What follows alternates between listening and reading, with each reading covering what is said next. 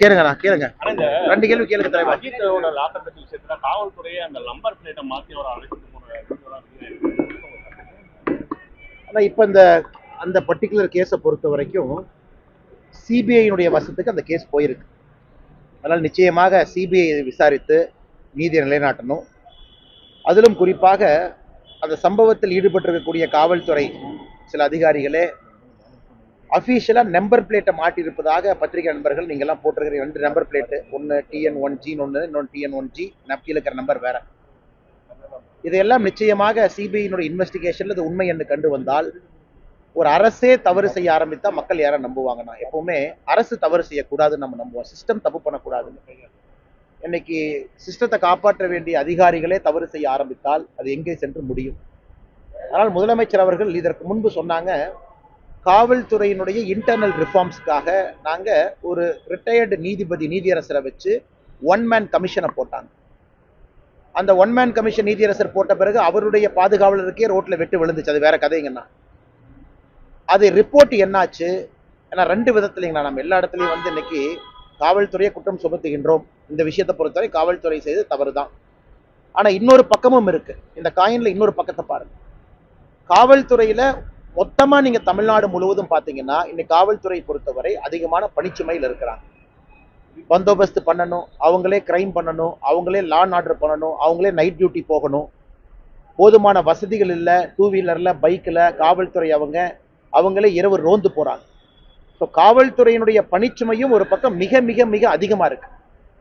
அதனால் காவல்துறையில எங்கேயோ 2-3 காவலர்கள் தவறு செய்வதற்காக ஒட்டுமொத்த காவல்துறையும் நாம் தவறு செய்து விட்டார்கள் என்று சொல்வதை விட இந்த அஜித் கேஸ்ல காவல்துறை தவறு செஞ்சிருக்கிறாங்க. அது ஒரு பக்கம். இன்னொரு பக்கம் காவல்துறையை மேம்படுத்துவதற்கு முதலமைச்சர் என்ன நடவடிக்கை எடுத்தார் அதுவும் சொல்லணும். காவல்துறையை ஷிஃப்ட் சிஸ்டம் கொண்டு வருவதற்கான நேரமா? நாமெல்லாம் நல்லா இருக்கிறோம்னா மாசமா சம்பளம் வாங்குறோம், நிம்மதியா இருக்கிறோம். காவல்துறை ஏன் 16 மணி நேரம் வேலை செய்யணும்? நாம் அதையும் புரிஞ்சுக்கணும் இல்லைங்கண்ணா. காவல்துறை எதற்காக கடினமாக நமக்காக உழைக்க வேண்டும்? அதுவும் தமிழகத்தை காவல்துறையினுடைய சேலரி பார்த்தீங்கன்னா தெலங்கானா கம்பேர் பண்ணீங்கன்னா அதை விட தமிழகத்துல காவல்துறை வாங்கக்கூடிய சம்பளம் குறைவு. ஏன்னா இதையும் பார்ப்போம்னு நான் சொல்றேன்.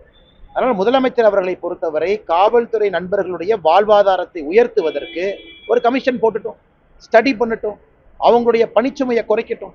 ஆனா அஜித்குமார் கேஸாக இருந்தாலும் கூட தூண்டுதல் இல்லாம ஒரு காவல்துறையினுடைய கான்ஸ்டபிள் வேலை இல்லாம போய் அஜித்குமாரை துன்புறுத்த போறாரா? அவருக்கு என்ன பர்சனல் இன்ட்ரெஸ்ட் அது இருக்கா?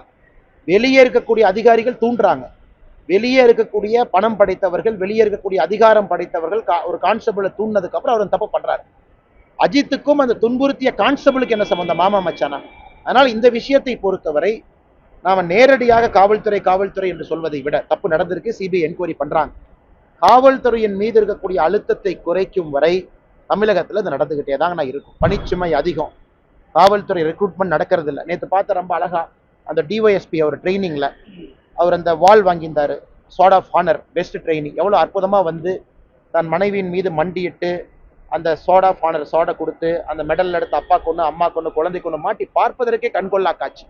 அப்ப நினைச்சேன், பணியில சேரும் பொழுது இவ்வளவு அற்புதமா சேர்ந்திருக்காரு, இதே டிஒய்எஸ்பி அவர்கள் 10 ஆண்டுகள் கழித்தும் குடும்பத்தின் மீது அந்த பாசமா இருப்பாரா அப்படின்னு. ஏன்னா அந்த நியாயமான கேள்விங்க. அதனால் காவல்துறையின் மீது இருக்கக்கூடிய பணிச்சுமையும் ஸ்ட்ரெஸ்ஸும் குறைப்பதற்கு முதலமைச்சர் நடவடிக்கை எடுக்கணும். சும்மா காவல்துறையை பயன்படுத்திட்டு இருந்தா என்னென்ன பிரயோஜனம்? அது பண்ணாத வரைக்கும் இன்னொரு அஜித்து நடக்கும். அதனால் சமுதாயமாக நாம் எல்லாம் கேள்வி எழுப்பணும். காவல்துறையை சுத்தப்படுத்தி ரிஃபார்ம் பண்ணி அவர்களுக்கு தேவையான சலுகைகளும் கொடுக்க வேண்டிய நேரம் வந்துவிட்டதாக நான் பார்க்கிறேன்.